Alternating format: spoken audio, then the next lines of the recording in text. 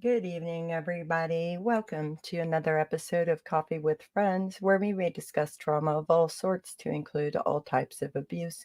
Viewers and listeners may find it unsettling and triggering. The guests on our live streams reflect a diverse set of values, morals, and ethics that may not reflect the morals, values, and ethics of the Misfit Amish. But as a reminder, if this live stream causes you distress, please seek support from your trusted folks and qualified mental health professionals as needed. You may also cease listening until you're able to listen again. Today, we will be discussing the Bann and Meidung as it relates to our various Amish experiences. And I'd like to welcome Linda, Naomi, Catherine, and Ruth. And if you'd like to go around and introduce yourself, Linda. Oh, well, that was quick. I don't know what happened. But I guess, Naomi, you can start.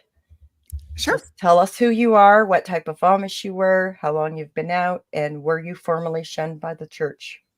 Okay.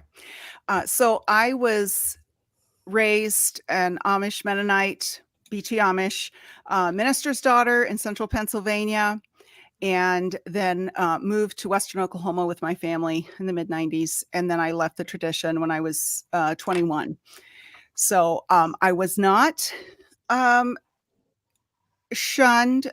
But when another person, when a friend of mine in the church was leaving shortly after I was, it was pretty clear the ministers wished they could have put us in the bond, but they didn't, because that wasn't technically the way they did things. Did they have a different words? Like, did they practice excommunication? Excommunication is what they would have. Okay, so they called it excommunication. Mhm. That's very interesting. So how many years ago was that?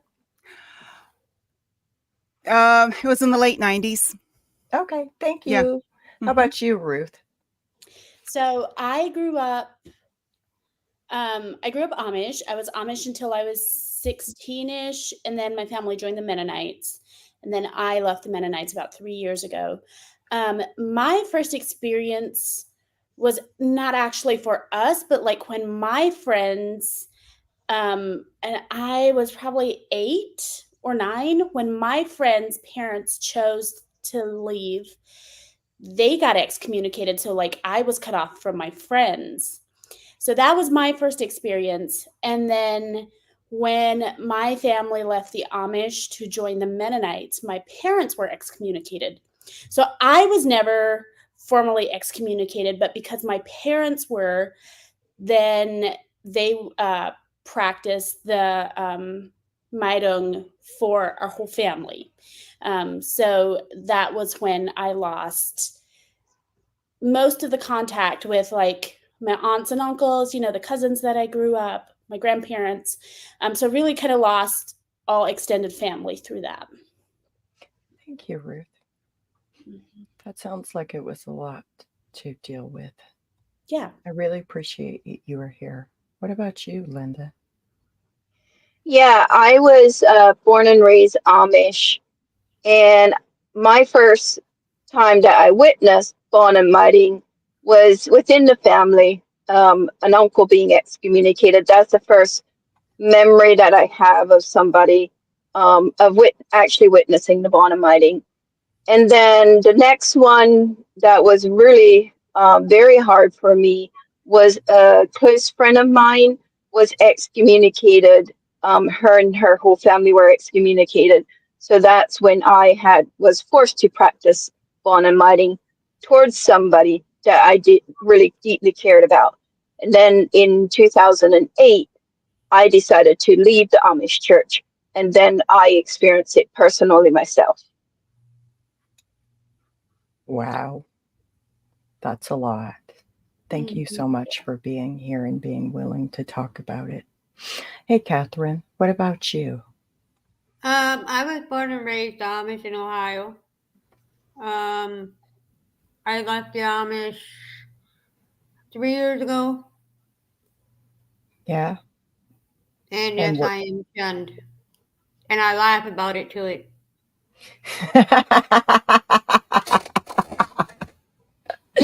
I mean, It's funny I to mean, me how they do it because they do it in so many different ways. It's funny to me how they think they can get away with it. It doesn't affect me. So, yeah. yeah. Okay. Thank you. Well, with that being said, like, what is the Bann and Meidung? Because when you start talking about the Bann translates into English as ban. It means you're being banned. And Meidung translates to avoidance, the avoidance, which is why the Meidung is the actively practicing of the shunning. But it's also really interesting to me that, like, y'all would have called it, some of you like call it excommunication. And for us, like, we called it the Bann and Meidung. Yeah. So for in my experience, that was dependent on the communities we were in. So for like the old order Amish communities that I was born into, because I was in 3 different old order Amish communities before my parents joined the new order. So in the Amish ones, the Amish communities that I was a part of, they called it the Bann and the Meidung. But then when we made the transition to Mennonite and then later on to Charity, they called it excommunication. Yes. I was going to say, I actually forgot to mention that I experienced Bann and Meidung myself. But then after I left the Amish, after experiencing it myself, I actually witnessed it being used on somebody Yeah. at the charity churches. And that's when I really started feeling like I was in the wrong place, because that was one of the reasons why I left the Amish church. Yeah. Why would I want to repeat that? Yeah. And it was called excommunication. Yeah, I remember that. That's a really good question. Why would you want to repeat that? Mm-hmm. What you got, Naomi? Yeah, well, and a couple of things I can identify with what Linda said there, because I know for myself, for me, it was after leaving my family's church and then being part of like a Christian fundamentalist church, and then recognizing some of the same patterns, not of excommunication and shunning so much as just some of the attitudes. And I was like, yeah, whoa, You're like, why? I recognize this. This is not what I came for. But, so I wonder if part of the language difference there in terms of terminology, excommunication versus Bann, is that with like the Beachy Amish were the ones who moved away from the old order Amish to become more evangelical, like missionaries, and have Sunday school and church in English, and so then and also with the dropping of the shunning for someone who is leaving the church, like that particular denomination. The idea was, we should only shun when someone is actively living in sin. Right. So, so there's that shift, and that was like an important way that they were different. In fact, my grandparents left the old order in Ohio to go to Western Maryland to get away from that kind of shunning, like the kind of shunning that would split families and just they couldn't go to family reunions. Sorry, go ahead. But the excommunication one splits families anyways. Like, they weren't really getting away from it then. You know what I'm saying? They were maybe getting away from the Bann and Meidung, as in just putting them in the Bann and Meidung if they decided to go to a different church, or if they were wearing or driving vehicles and things like that. But in reality, the shunning or excommunication, no matter what you do, is damaging and harmful. And I think that's what we need to recognize. Yeah. And I want to point out too that I don't care what name you call it. If your actions result in shunning, which is social isolation, right, it is still shunning. I don't And care it's if you that call it a 100%. strawberry fruitcake. It is still shunning. Right. Mhm. Right.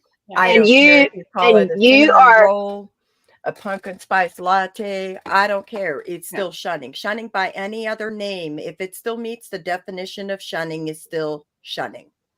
Mhm. And we need to understand that. Mhm.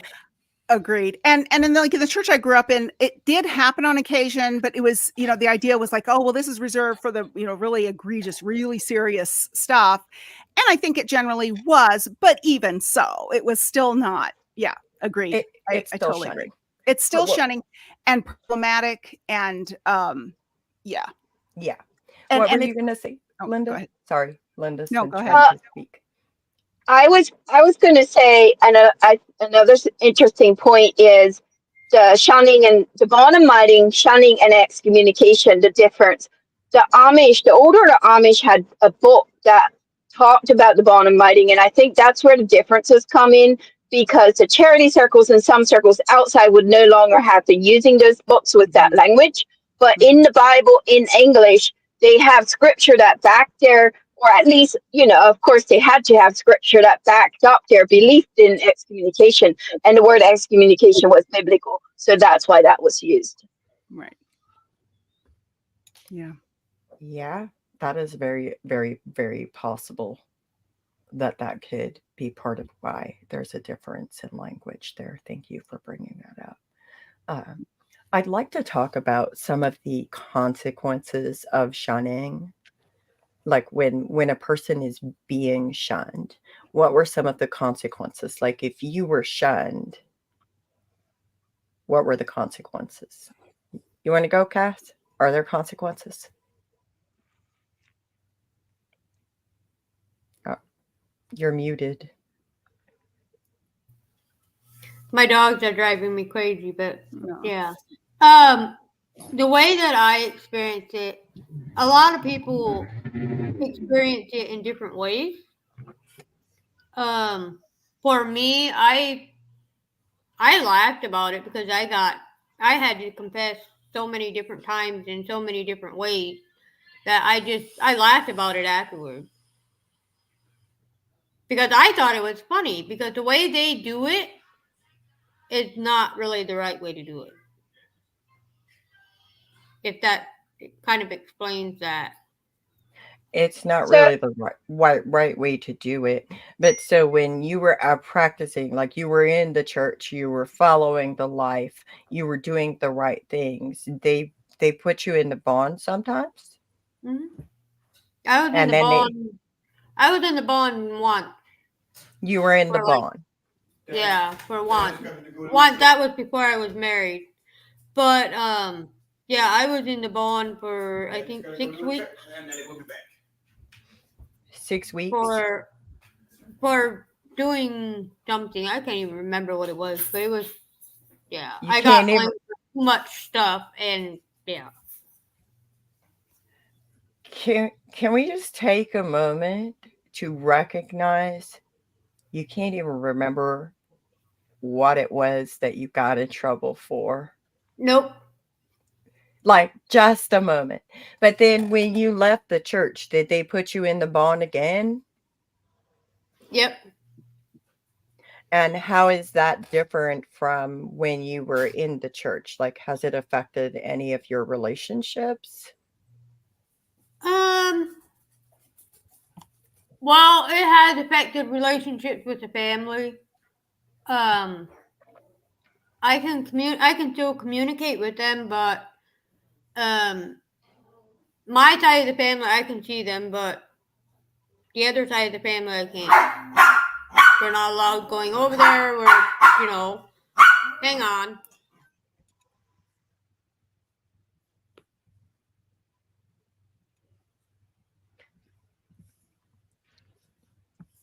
Well, I guess we'll get to that question in a second, but I mean,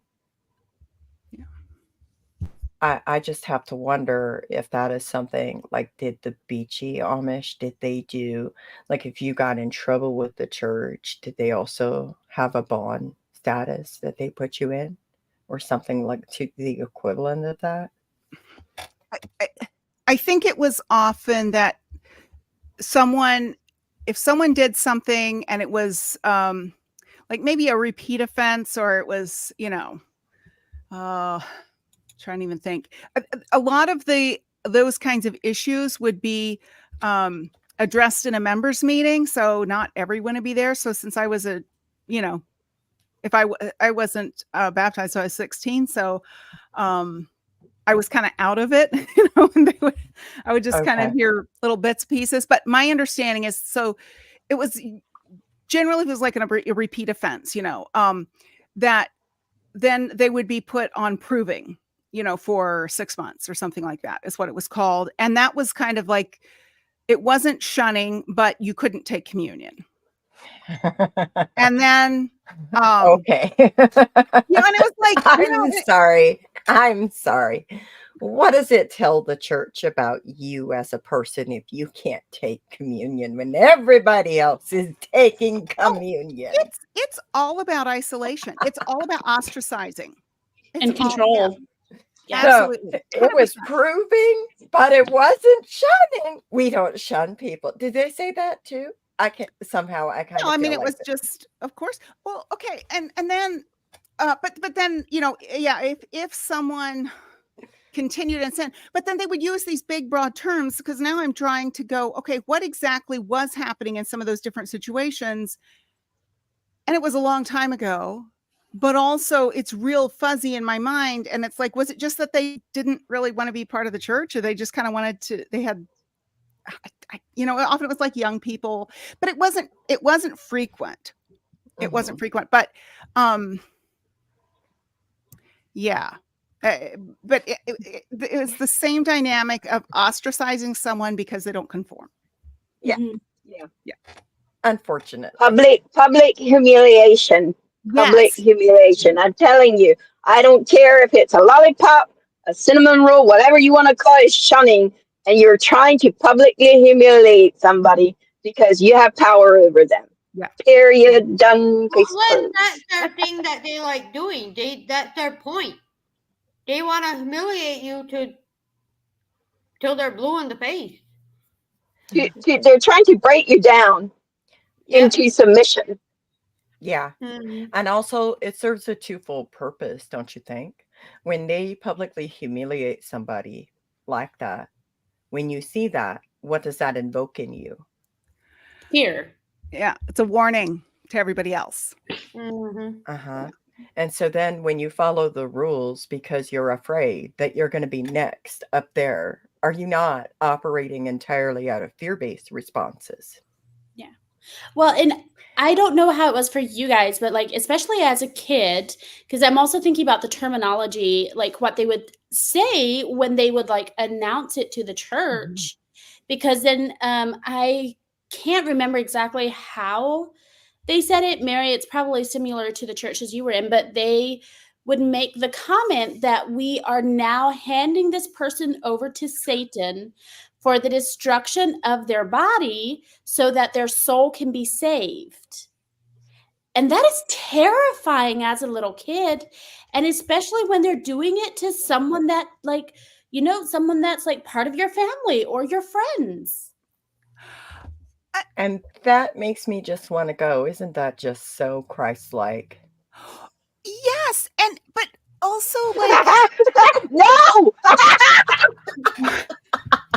I mean, that's a scripture. That's a scripture. They're quoting scripture there. But like, also, how does that line up with Anabaptist teachings? Like, conscientious objectors here. Why are we invoking violence towards our members? Yeah, we all claim to be pacifists. We can't fight. We can't harm people because that's not who we are. We have to forgive until it comes so to much violence. Yes, but it's okay to kill the spirit. It's okay to kill the person inside, just as long as you don't murder them outside.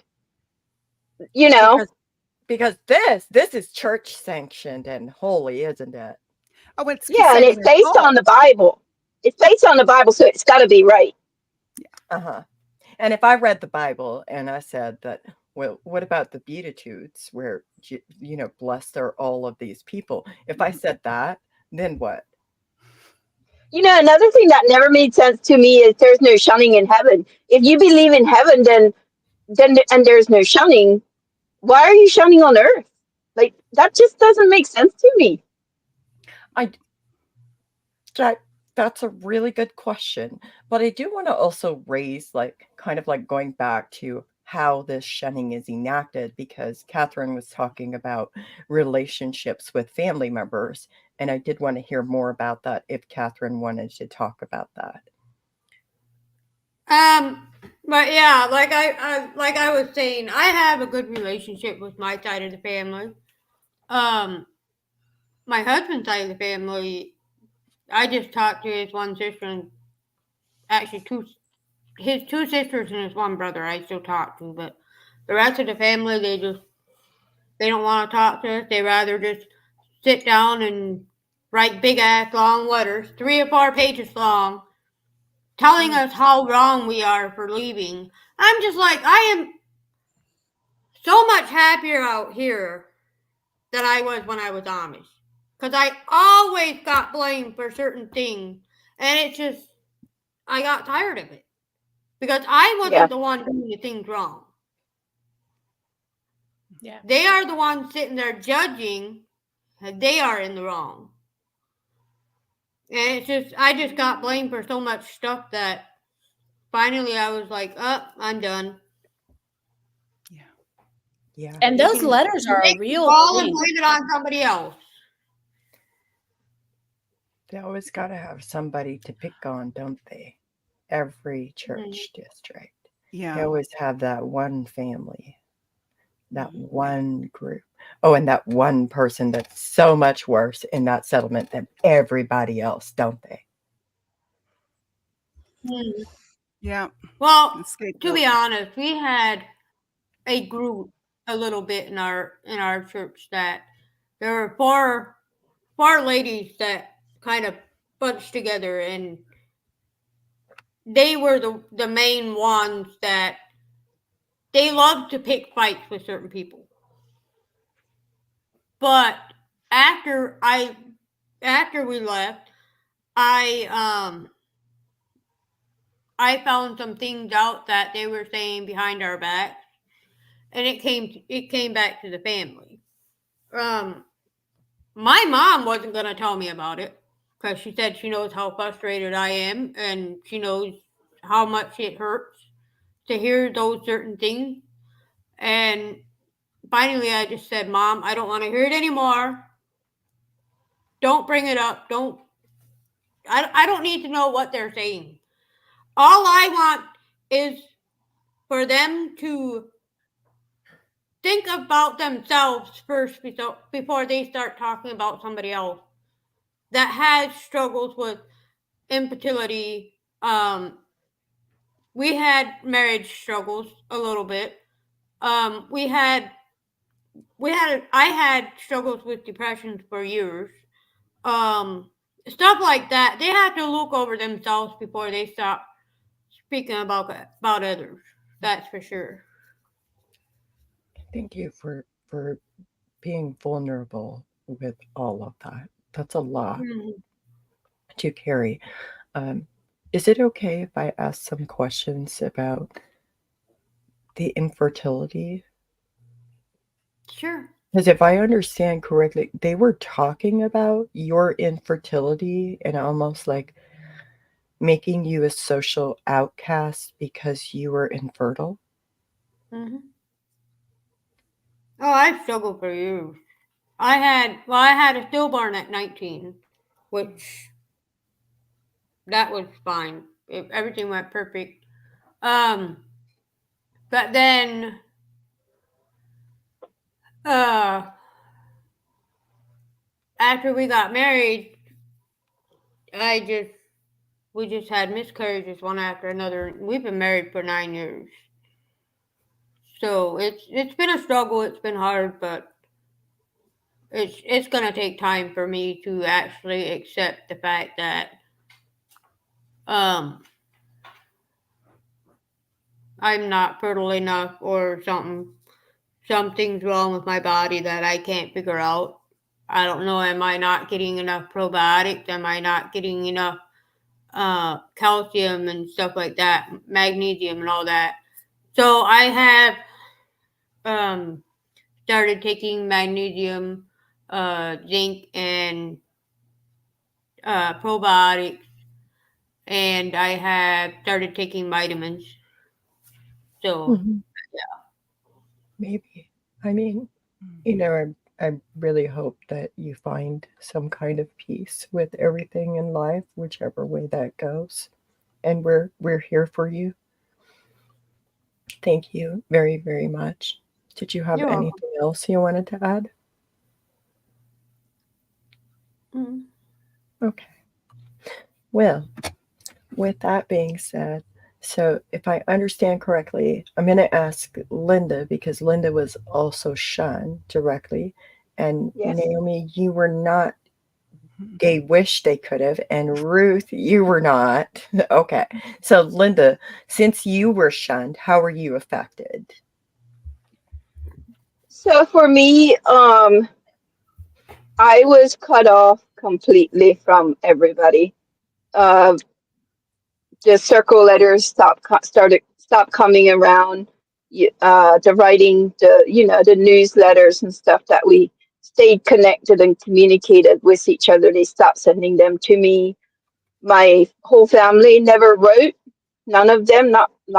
Well, I think my oldest sister may have one time, and I always don't really understand that. Like, why only one time? Why not more? And why not like? Why doesn't my family write? I don't know. My parents, we didn't see each other for years, and we're at a point now where we will write occasionally, maybe a couple times a year, but we're not. I'm not at a place where I can visit them, and so yeah, shunning is still current for me, and it's been 15 years. Mm-hmm. So when people try and say that, oh, well, they shun, but it's not really shunning. You can still see your family, whatever, whatever.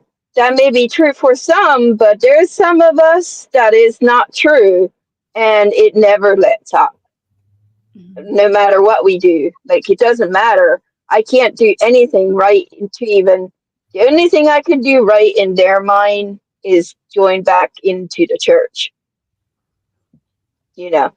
And I Yeah. really don't care. I really don't care at this point um to join back. I mean, I don't care at this point about the shunning, but I do care about the trauma that comes with it. Like, I don't care. The shunning's not going to manipulate me into doing something they want. It has no control over me. Whatever they think they're trying to do to me, they're actually harming themselves more. They're harming their relationships with people. Like, it's causing them more hurt than anybody else, to be honest. Yeah. And Christina says, my dad would always say there is no shunning in heaven. He would also say, you don't shun people, you shun the sin. Thank you, Christina. But yeah. I So, mean, it sounds nice, like, but I'm like, that's a lot of words, but that's all it is. How do you shun the sin? I want to know Well, too. But maybe we should avoid the sin. well, here's the What thing. is A a lot of person a people, sin? well, that's what I was just going to say. A lot of people say that, and they literally end up shunning the person because they don't know how to shun the sin. Oh, And Yeah, I that's don't know how to shun the sin either. that too. I just want to say I've been shunned for 20 years. It is a badge of honor at this point. I mean, Absolutely.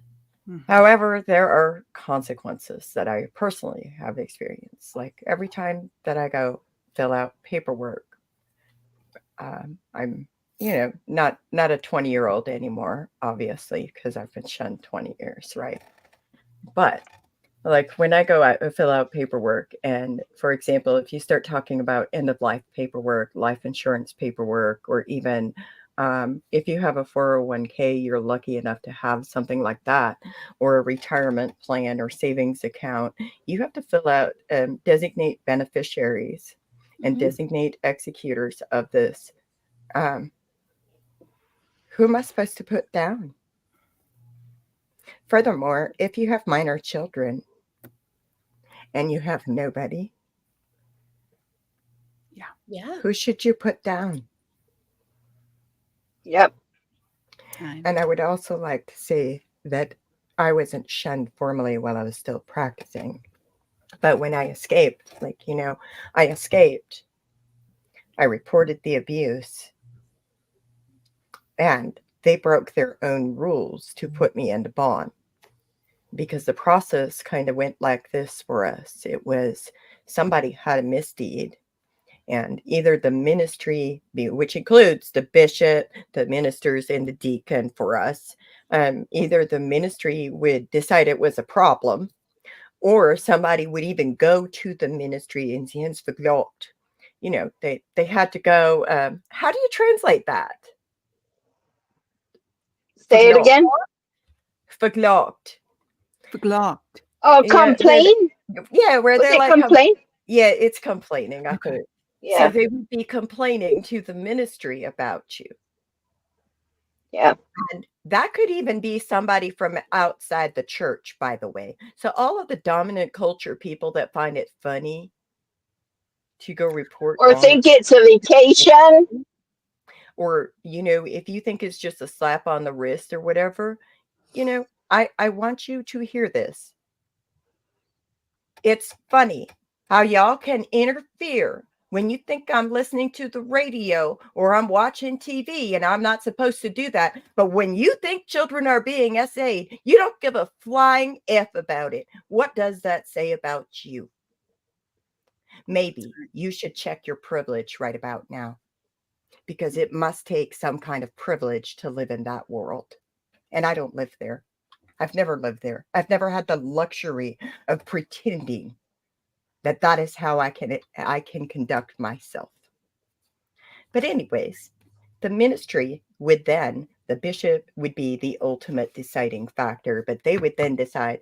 The bishop would send his little lackeys, his little minions. If you're playing like a game, right? Let's just say you're playing a game. He would send his little minions, usually a deacon and a minister, because the deacon was pretty much the bishop's little errand boy, kind of like a servant, supposed to like uphold all of the bishop's orders and go talk to that errant member. And because they can't go talk to somebody by themselves, they have to take a minister with him, because that minister had to like make sure that everything is above a reproach. And then they would come talk to you. And for us, it was usually after dark, because everybody had to work all day long, every day. This is just an additional duty. They'd come knock on the door after dark, and they'd ask to speak to such and such. And then they would take you away from everybody else and then turn around and they would take whatever you said in there. It's kind of like, have you ever heard anything you say can and will be used against you in a court of law? Well, this was the court of the Amish bishop and his lackeys right there. They would take it back. The whole ministry would get together. They'd freaking discuss it. Then they come back and tell you if they thought you were truly repentant, or what your disciplinary action should be. Like, do you have to be put in the bond? They tell you, but you wouldn't be formally put in the bond until, we went to church on Sunday. And for us, we only had church every 2 weeks. And so when we had the next church Sunday, they would say, after the last song, all baptized members remain seated. And then they would also name you as having to give the church space.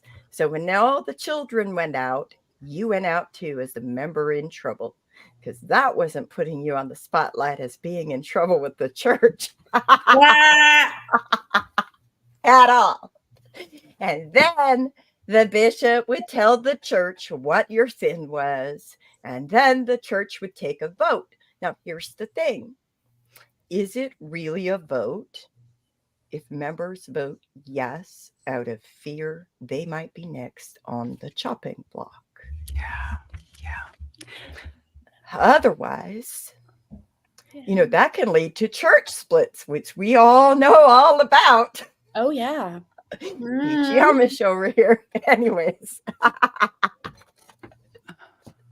Then they would, as long as they had what they call the anyhow vote, which is like a consensus, a greater consensus, everybody agreed that the member was repentant. They would bring the member back in, and then sometimes if it was like for a minor infraction, they might have you sit on a bench and confess. But for me personally, I was made to get on my knees in front of the entire church. So did I, Mary. And put my hands in my lap, bow my head, slump my shoulders appropriately, and then tell the church, after the bishop said it first, because my words would clearly not be enough, I have to repeat after him. Because we always need to be led by the men in charge of us. Right? We don't have a voice. We can't use our own voice in public settings, that's for sure. Yes. Yep. And then I had to say, kan bekennes I feldskap. For Gud gick med. Försprehe bästa sort dras nog tjeot bist du här. But I probably a few more things. But I do have to say, Kristen, do women vote too? Yes, absolutely. Yes, they do. But I will tell you, when I got baptized, I was literally instructed that I have to vote the same way that my husband, father, or men in charge of me tell me to vote or how they vote. So, I mean, was it really a vote? No. It's the same. It's the same with Rotnemus. I was told when I got baptized into the church that I would always have to say "bin enig." That's how I was told. I wasn't even given a choice. I wasn't even given a choice to disagree with anything. That's the vote, Linda. That's the vote. Yeah. They taught you that you have to say you agree with the Vorstellung. Yeah. It's a controlled vote. Edna got this. Yeah. It's a controlled vote. Thanks, Edna. Thank you. That's right. But I do want to say this, Mary. Yes. When they do the communion and Grossmeer is communion church. Yes. I never gave them my vote. Like, to any rule, I never did. How did you get away with it? No. How did you get away? Every time that I had to do that, before I had to give my vote, I walked out. You had to go take care of something. I left before they could tell me that I shouldn't have bashed up to you, mister. Yeah. I left. I just up and left. You were able to you were able to walk away and not say it and still take communion? Look, I would real quick that going to the because we told the preacher beforehand that our vote doesn't matter because we don't want to be in that vote. And this was the spring when we decided to leave in May.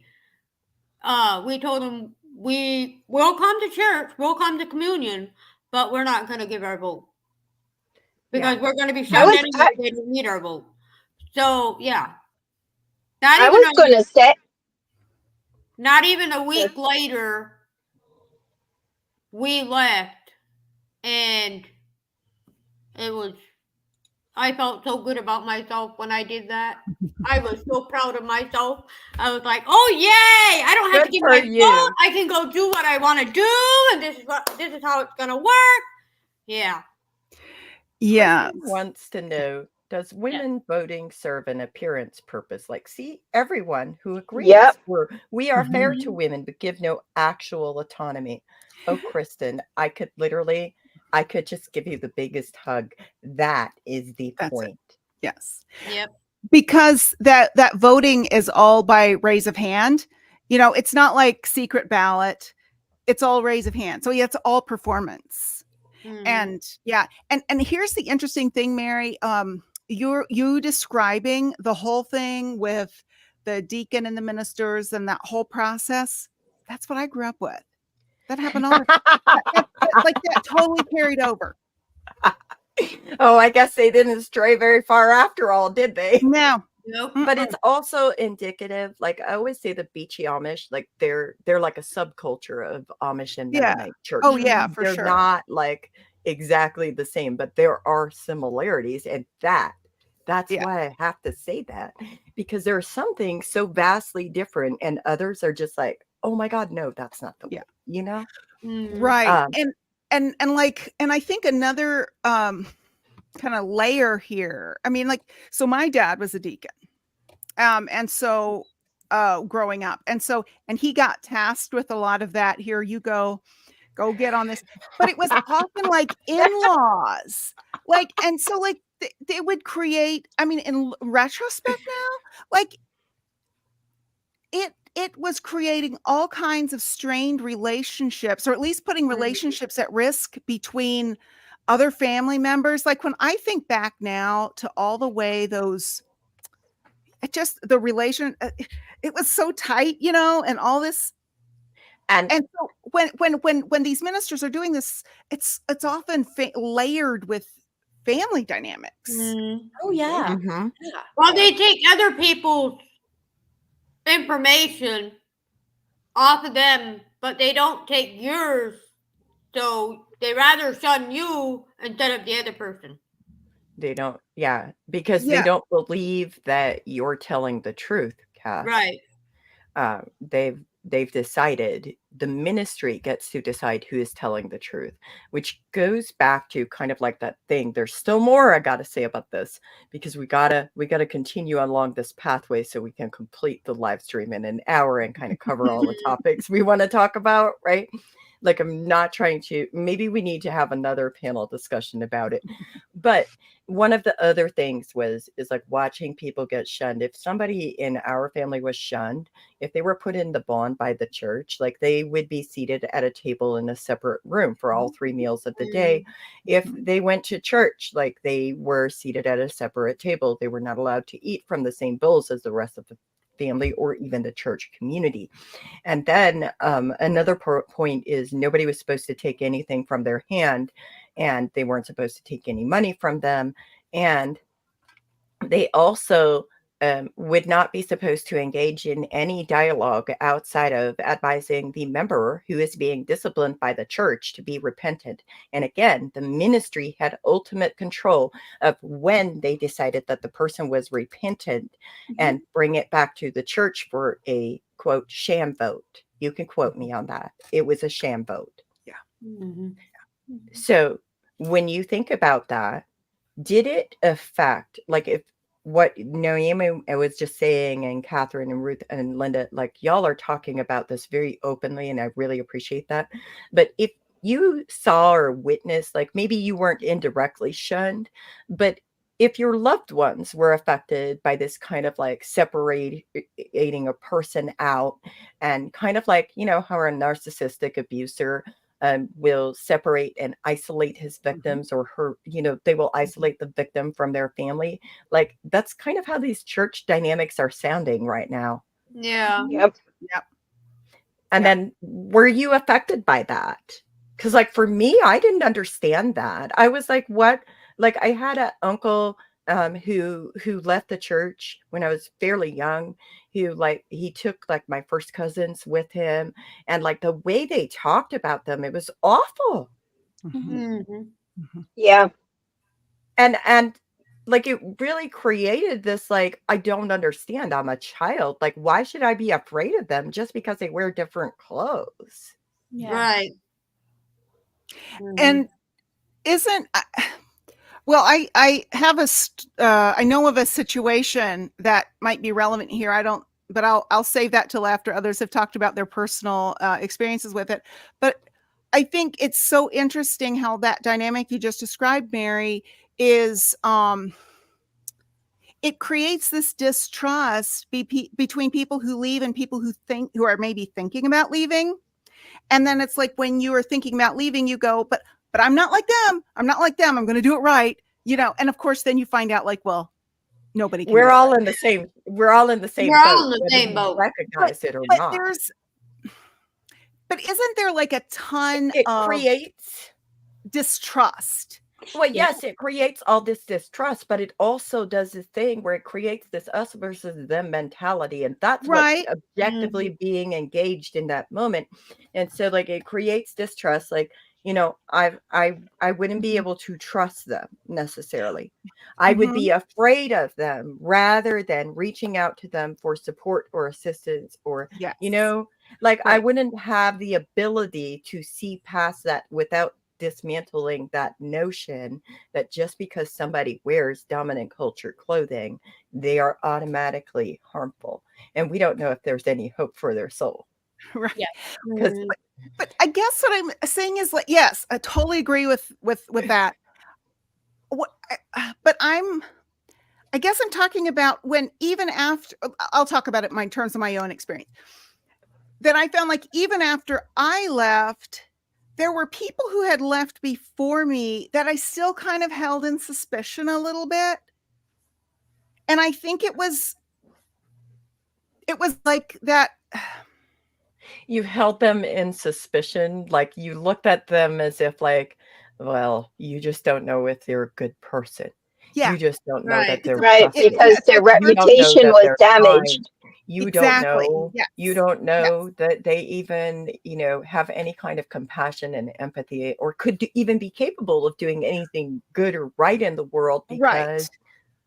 And then what that does, it like cuts us off from each other. Those of us who leave, it kind of cuts us off Yep. from each other, even after we leave, when Mhm. there's this kind of suspicion or even, if we've been forced to shun someone and then we ourselves are shunned, that person that we shunned before could still feel betrayed by us for having shunned them. Yep. You know what I mean? So Yep. it's like it cuts off those relationships when you stay, and also when you leave, it's not like all that goes away, and those Yep. relationships are automatically restored. Well, and by and large, one of the things that I've experienced is people who they escape the Amish church, but they hold on to very homophobic and racist and colonistic ideology. And I myself am queer. I am openly queer. And if I like repeatedly know that one, you're going around behind my back telling people all of these bad things about me because I need to repent from my queerness, that's a you problem. Yeah. But Yep. I also have very strong boundaries. Yeah. I'm not going to engage with people who do that. Yeah. Absolutely. I don't You have have to I protect don't, yourself. I don't owe you that. But you know what you Yep. can do? You can sit there and you can dismantle your own ideology. Why it is that you think it is justified to be harmful towards other people because of that. Or the other part that I've encountered repetitively is people who think because I am very passionate about actively talking about the issues that we experience. And specifically, I love that I get the honor of hosting this panel, elevating the voices of Amish race women and AFAB people. Like Amish race women don't really have a lot of autonomy in their actual lived experiences. They And don't their have a voice. voices matter. So I care about that. But if you think that my passion is making me angry, that's again a you perception, not me. Yeah. Mm. Yep. And even if I was angry, who are you that you don't get heated up over injustice? Yeah. Right. Yeah. And also you like, because this is something that I've told people, I've earned the damn right to be angry.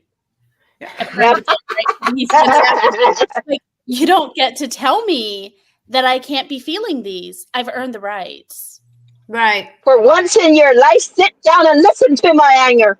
Yes. Yep. So, with that being said, when we experience our loved ones being shunned, would y'all say that it felt like a moral injury? Do you know what a moral injury is? I'm not sure I understand the definition of it. I mean, I have an idea. I can look up the actual definition of it. Mary, do you have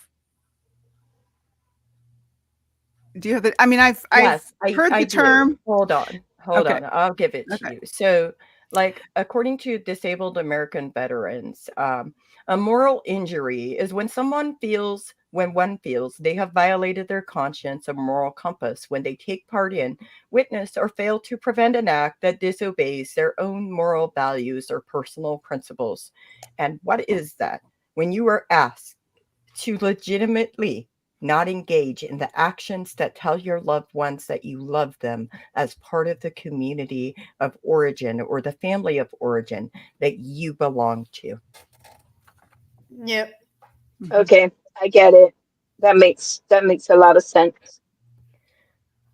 Because I mean, like, often I've spoken with quite a few second generation removed from practicing Amish people who, even though they were not directly shunned, their loved ones were shunned.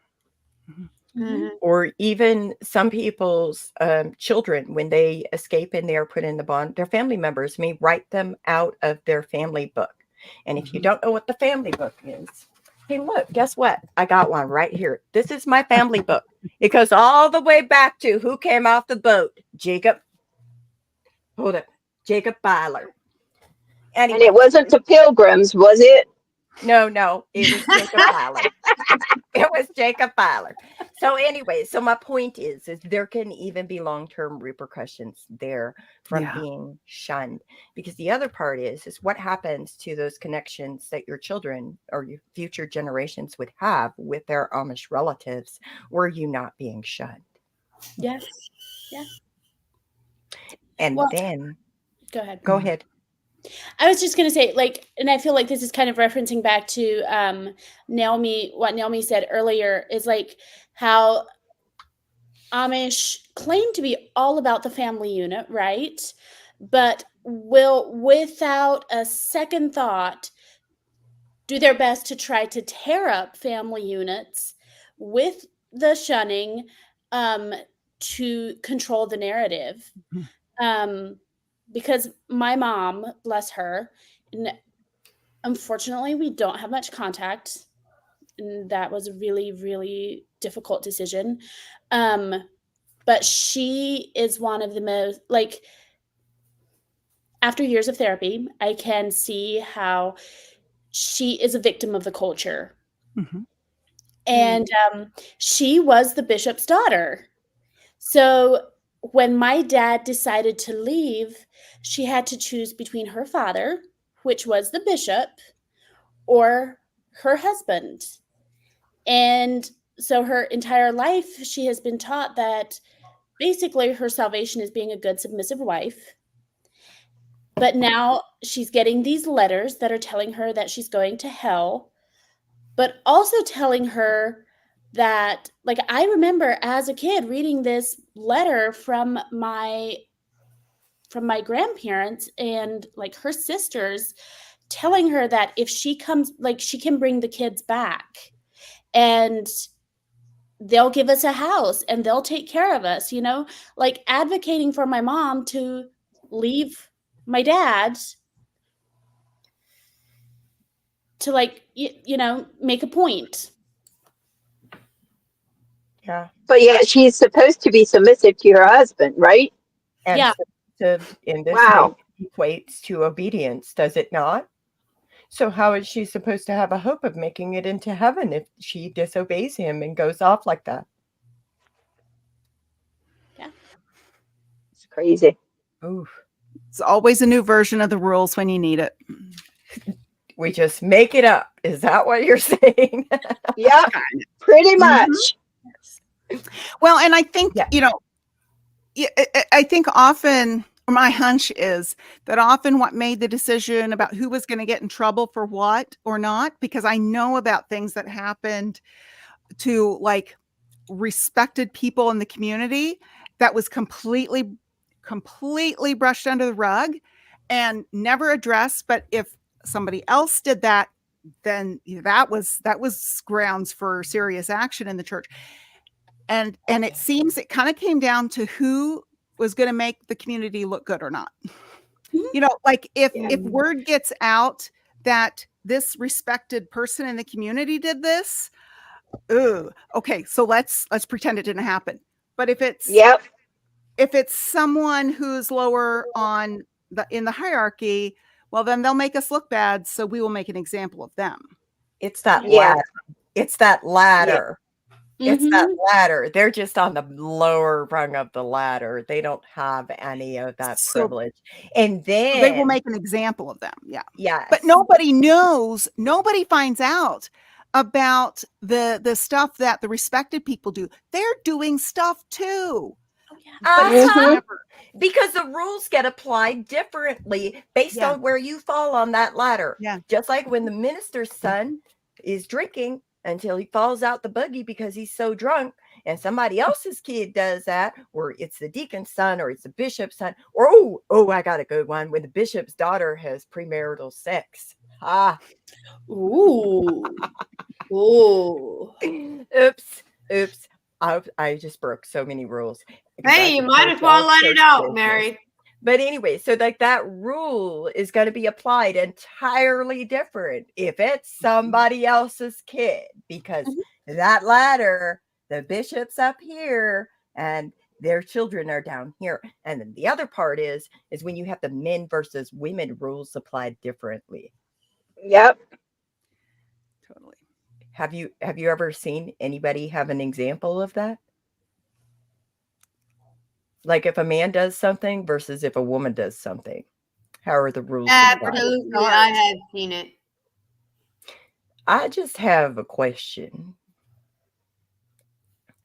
I don't know if I should go here, but if you don't want to answer this, Catherine, you don't have to. But if a man is on his deathbed and they allow non-practicing Amish people to come care for him, what does it say when he passes away? They're allowed to be with him, say their goodbyes, attend the funeral, everything is Gucci. But when his wife is perhaps facing a terminal illness, she's not allowed to have the support of non-practicing Amish people because they're just so awful. What does that say to you? And is it possible that that could happen? Well, I'm gonna put it this way. They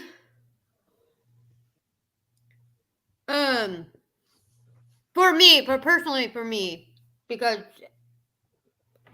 I've seen it happen. It has happened in my family, and it's ridiculous. But anyway, they let them come for the guy, which is, they're all fine and dandy with that. But if the wife has any contact or anything to do with it, oh, it's so wrong. They can't. They have to stay away. Why? What is the difference besides gender? Right. I don't get it. I think some of it is so much other things. But as soon as the wife does it, oh no, that's forbidden.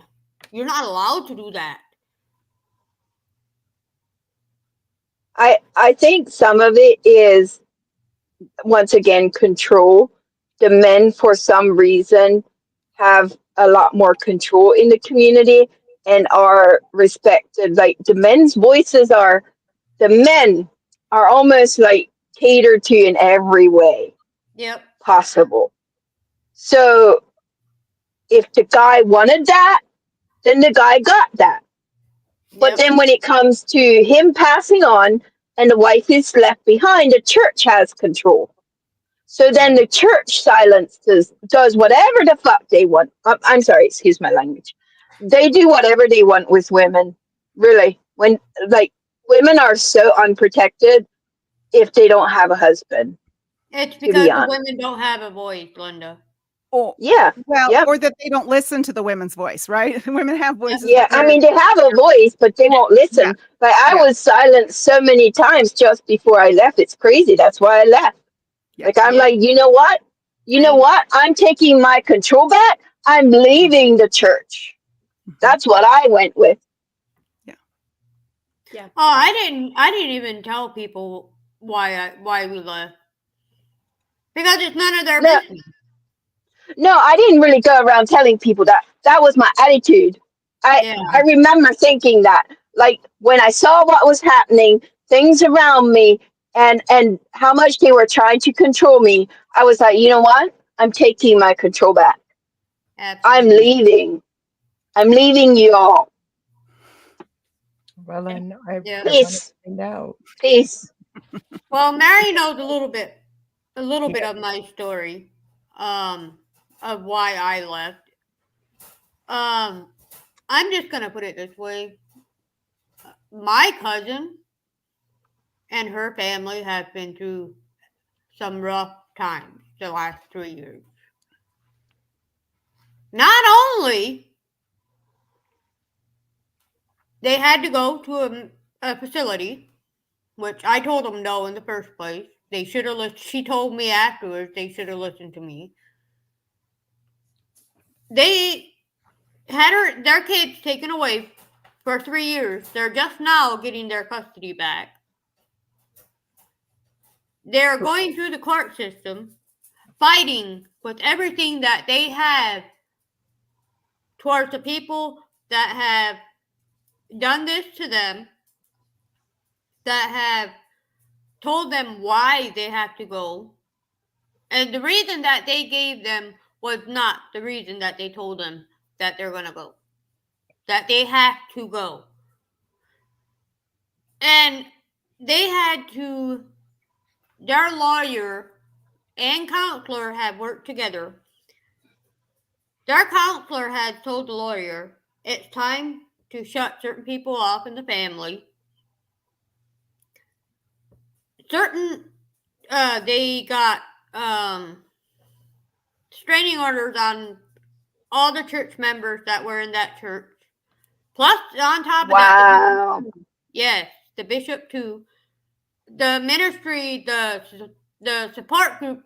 If you know what how the Amish have a support group, then that. Yeah. But yeah, Yeah. they have a support group. They have a restraining order on the support group, and they have a restraining order on the people that had the kids, including the two youngest ones that she just had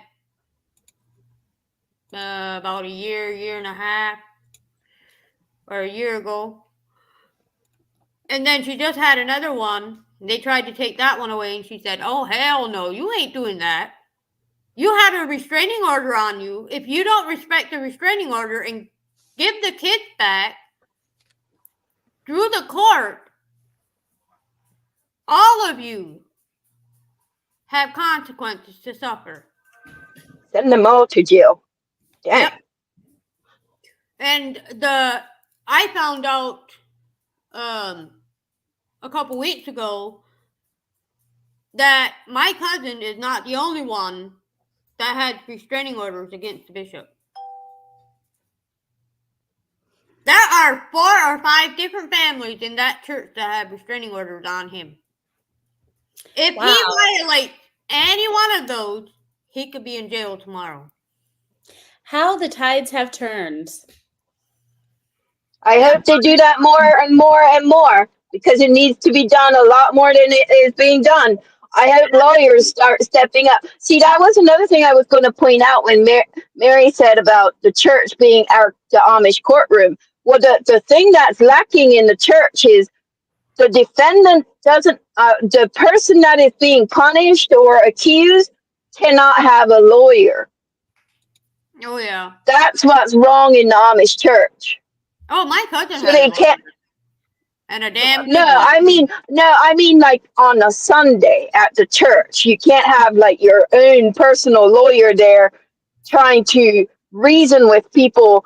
There's no reasoning. It's just whatever the minister says. That's what we do. There's no like lawyer. But people Right. need to start realizing they can go outside the church and they can get a lawyer. They Yeah. need to start doing things like that. Yeah. Mhm. Well, and if you think about the process that Mary described and how that disempowers the person who's being accused, like, taking them out uh, away from family or loved ones who maybe could Yep. be an advocate for them. And then in church, when it's brought before the church, they're not even there to hear what they're accused of. They can't even defend themselves. Like there's Right. no, yeah. Yeah. And Yeah. even, sorry, go ahead. No, go ahead. Go ahead. Even if they would be allowed to like be there to physically hear it, they wouldn't be allowed to speak up. Yeah. Yep. No negotiating. Yeah. Yeah. Yeah. And all the only negotiating that, I mean, as close as it gets to negotiating, the only conversation and discussion that takes place is private, where the ministry, they get to decide what was said. They get to decide. And they have two of them versus one of you. Exactly. It's stacked. It is stacked against. And the other thing that bothers me a lot, because I had a friend tell me this experience that he had where he was accused of something and it was false witness because he never did it, but nobody believed it because the minister said it happened. So they can lie. They can literally lie because they don't rely on pictures and videos. So they rely on gossip pretty much. Somebody, a high ranking member in the church, can make up a story about somebody and go to the bishop in the ministry and say, oh, well, this is what I saw. And he could be lying. And they'll still act on that. They'll act on that. And then they'll tell you and they'll teach you far too often that if you suffer because somebody lied about you, you're suffering for Jesus, and it's better for you to suffer on this side. Don't defend yourself.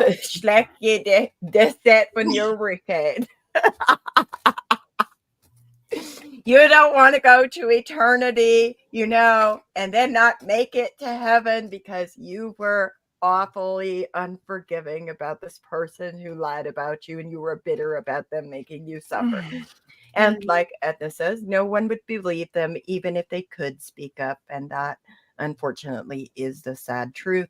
I do want to ask each of you if there's one final thing, generational consequences, if you have any thoughts about that. Are there any generational consequences that you personally may have experienced or seen of shunning, like of being put in the Bann or the Meidung, or experiencing like having to enforce that, which is like that moral injury again? Yes. Yeah, I do. Go ahead. Yeah. Go ahead. So I have to make it quick because I know we're running out of time, but I had asked my daughter, one of my daughters, 3 questions on how it affects her. Like, she was born Amish, but she left when she was like 2-3 years old. So she shouldn't be shunned, but yet she's shunned. She experiences all the consequences. And I asked her, I said, how did it make you feel when you witnessed the way your parents were treated? And the answer was, I always wished the first one was, it made me sad and angry to see my relatives who should have been my family push my parents away because of their lifestyle choices. It it didn't seem it seemed so unfair, is what she said. And then the next question, how did it make you feel to witness the way your parents were and are? I mean, how was it growing up having a lot of extended family but not able to associate with them? And her answer was, I always wished I knew what it was like to have grandparents who wanted to be around me and also around my parents, no matter what we did or who we were. And the last question, how does it feel to be shunned even though you never wronged anyone and don't even know most of the people who currently shun you? Her answer was, I felt so isolated. All this support we could have had was robbed from us because of one simple rule. We can't function in mainstream society because of it. We aren't educated and are more likely to break laws and do offensive things. For the longest time, we were afraid to even go to school because of how badly brainwashed my parents were. And like when she is talking about isolation, these are a lot of her memories of the earlier years. It doesn't mean that everything is now currently happening, but those are things she experienced as we were transitioning. The isolation was awful, Mhm. you know. The yeah, just a lot of things like that. So I'm going to leave it at that. Thank you, Rebecca, Wow. for sharing that with us. That is, it's, I don't really have words. It's sad. It's, It's sad how it affects people. well, and Mhm. it's not right. Our Right. children should have grandparents. Right. Our children should be able to function in society. Mhm. And the Our thing is, she even wanted to. She tried going visiting, but just the way they even treated her, like it didn't. She doesn't even want to anymore. Right. Yeah, That's so sad. that's Yes. awful. That is sad. And I think really for me, what I want to say is I want to say our children don't deserve that. They're children. They were Yep. children. They didn't deserve that. They did nothing to warrant that kind of social isolation, and yet they are still the recipients of it. Because why? Mandated shunning, my friends. I'm sorry. Yeah. Mm, yeah. But what you got, Ruth? I think like I relate to my core to what Linda said, like with her daughter's experience. Um and I haven't spoken to some of my cousins, that I grew up with till about 12, like we lived, I mean, because you guys know what the Amish community is like you spend so much time with them, like you're together on the holidays and you're together during the week and like you're canning together, you're butchering together, like it's such a community environment, and then all of a sudden that's ripped away from you so violently. And I just remember being heartbroken. And I had a cousin. We shared the same birth date. My name is Ruth. Her name was Leela Ruth, so we were besties for years. And I remember the feeling of like writing her letter after letter after letter Mm. and never receiving an answer. And just, like that, the way that realization slowly like sunk in that I wasn't going to hear back from her, and that like it was over. And there was other cousins that I wasn't quite as close to, but like it's just, I mean, you're left with nothing. Mm-hmm. And then like how, now like that, like all we ever knew, like our very life, the way we knew it was taken away from us, and we're like thrust into this whole new world that we don't know anything about. We've lost all the societal norms that are comfortable and familiar, and now we have all these people who want to hug us everywhere we go, every interaction, everywhere we go, and we don't they're hug people. Oh my God, you necessarily. were Amish? Oh, their cinnamon rolls are the best. And Oh my God, I love their butter. No, their furniture. Oh my God, I have this piece of furniture I bought from this Amish store. Oh, my neighbors. I grew up next to the Amish. Yeah, I mean, we're Oh my gosh, They're I love such nice people. They work so hard. You know, nothing's wrong there. oh my God, why would you ever leave? Well, and You're that's so what I was lucky. gonna say. That's what I was gonna say, like when I was giving my daughter's experience, then you have to deal with the whole other level of people saying, well, why did you leave? Why And did you then- leave then if you knew it was gonna be harmful? Like we have a choice. Motherfucker. I mean, sorry. and then the people, the icing on the cake. Why would you ever tell anybody that you were Amish? You're labeling yourself, so aren't you bringing it upon yourself? How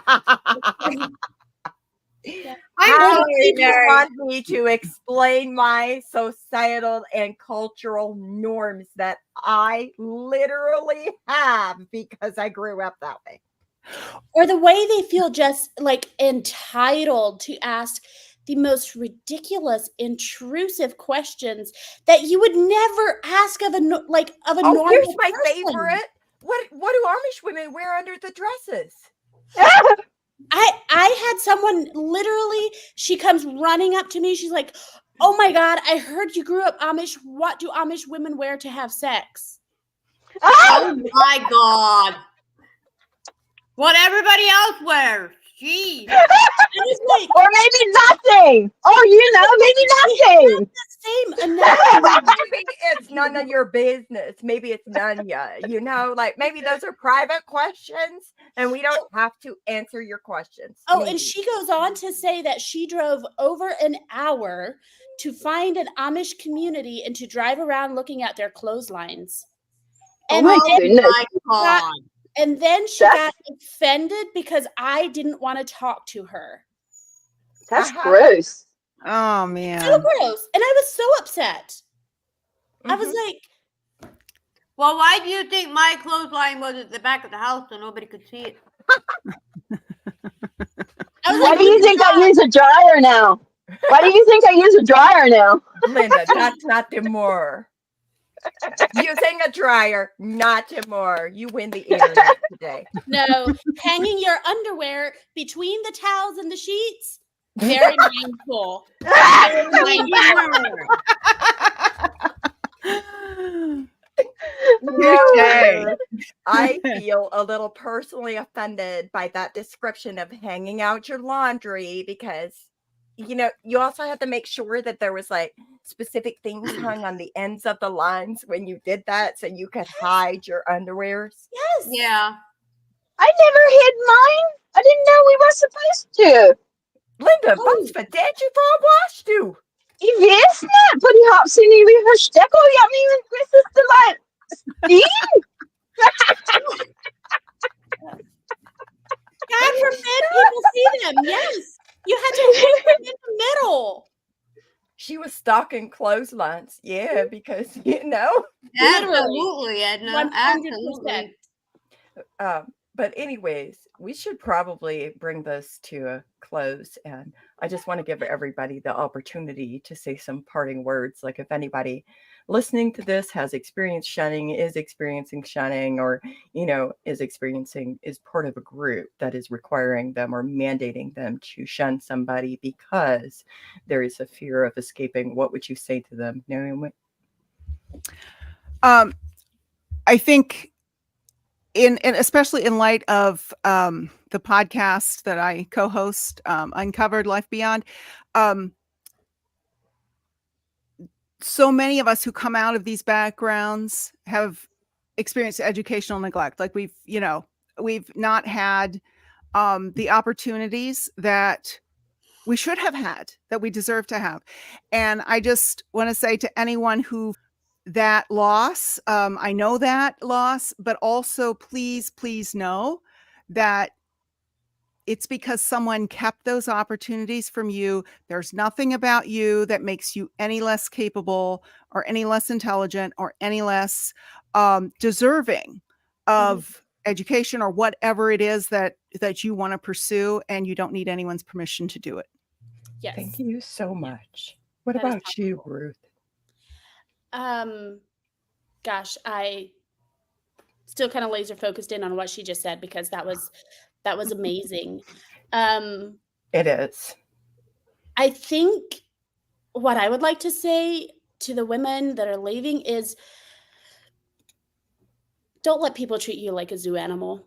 You don't owe them that. You don't owe them that. Don't let them ask intrusive questions. Don't let them like speak over your experience by trying to like be like, "Oh, well, have you watched this movie? Have you read that book? Like I saw this." Don't let them do that to you. And then to everybody else that's not an Amish woman or AFAB person, like Naomi said earlier, we have voices. Please don't try to speak for us. Even if you're Amish or like former Amish men, for the love of God, please don't try to speak for us. Instead, listen to us. Because we can talk for ourselves, and we will. Hallelujah. Thank you, Ruth. Yeah. You know, I don't even know how I'm going to make it through 4 of these and then give my little spiel. Whew. Y'all got voices. Whew. We do have voices. What about you, Linda?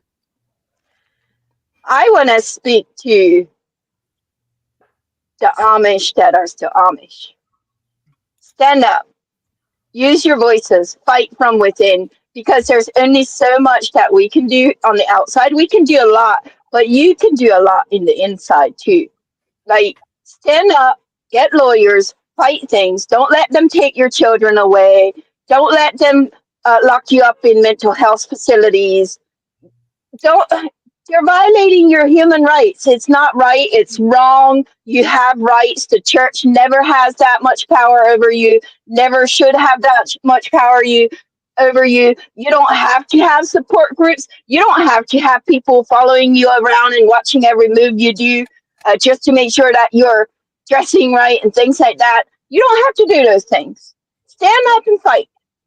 We're here. We're encouraging you. We're behind you. We see you. We hear you. And we're always, if you need to go to talk to anybody, you can always come to us, and we will respect you as a human being and what you want to do. That is what I want to say. Yep. And one more thing, you don't need people to manage your money. Thank you. Exactly, yep. Mary. Exactly that. And Edna says, start walking and don't look back. Don't look back. Exactly. What about you, Catherine? I'm going to say this. If you feel like you are being used, leave the situation. Talk to a professional, a therapist, something.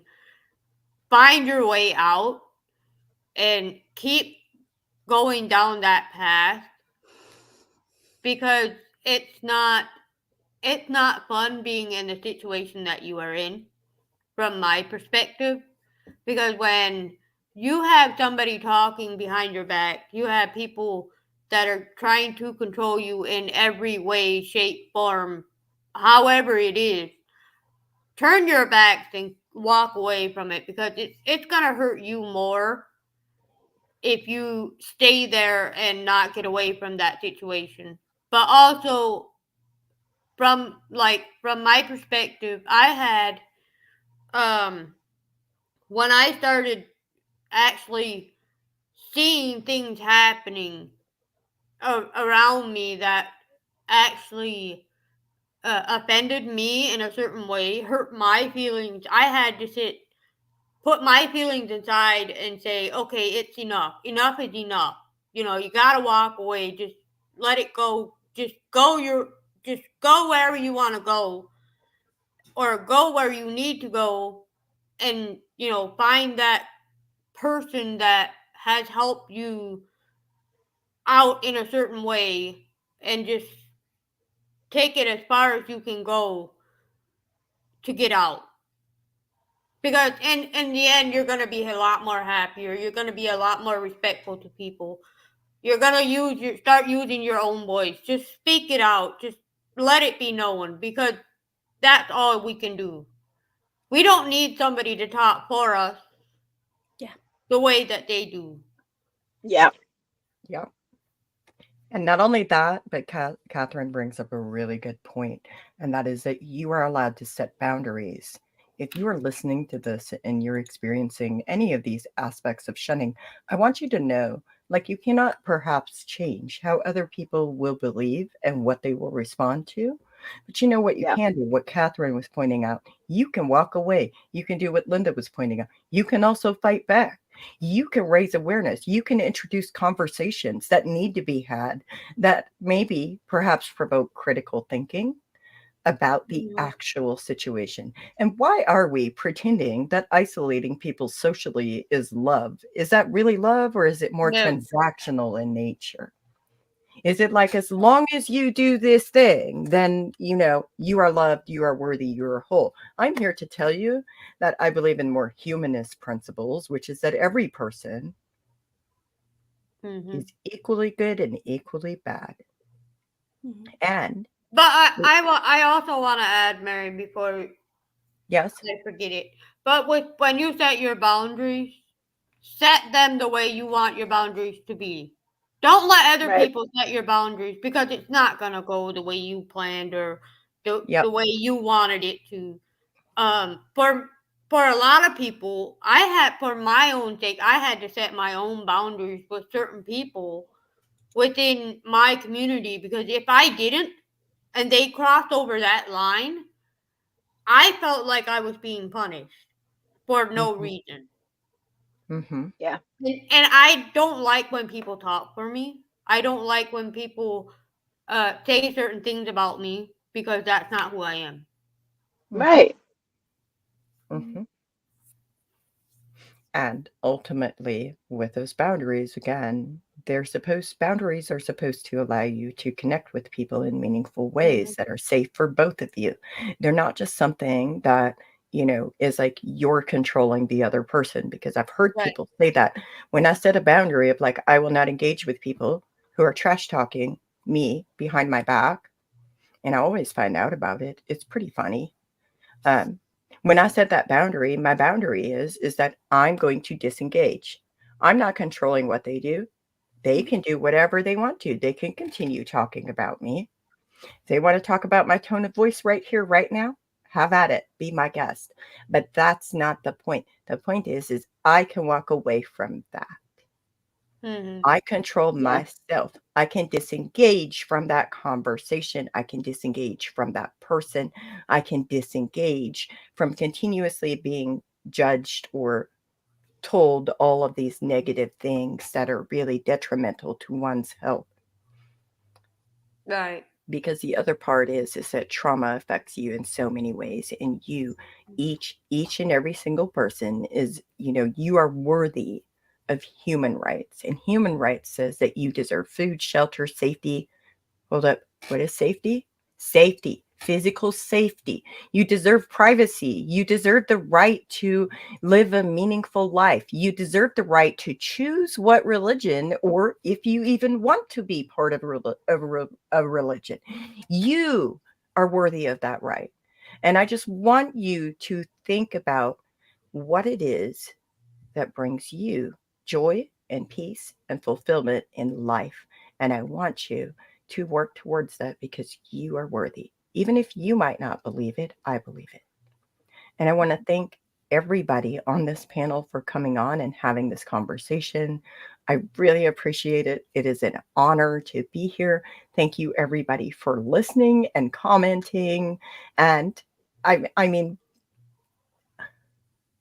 20 years ago, I never fathomed that I would ever be having a conversation like this on a video chat online at all, ever. And so, like, sometimes I have to sit here and marvel at where we came from and where we're at now, and how it's like so different now. And it's so beautiful because we get to do this. Our voices matter. Yeah. We matter. Yeah. And And then can I just say to you, Mary, like, thank you for giving us the opportunity to be here. Like, thank you for platforming our voices, and for letting us speak for ourselves. Right. Absolutely. Thank you, Mary. Absolutely. You're Thank making you. it happen. Thank you, Mary. okay, this is uncomfortable territory. So now we're going to say thank you to our listeners. Thank you to our viewers and our commenters. And thank you, everybody over on Patreon who has really helped fund this podcast with the Misfit Amish.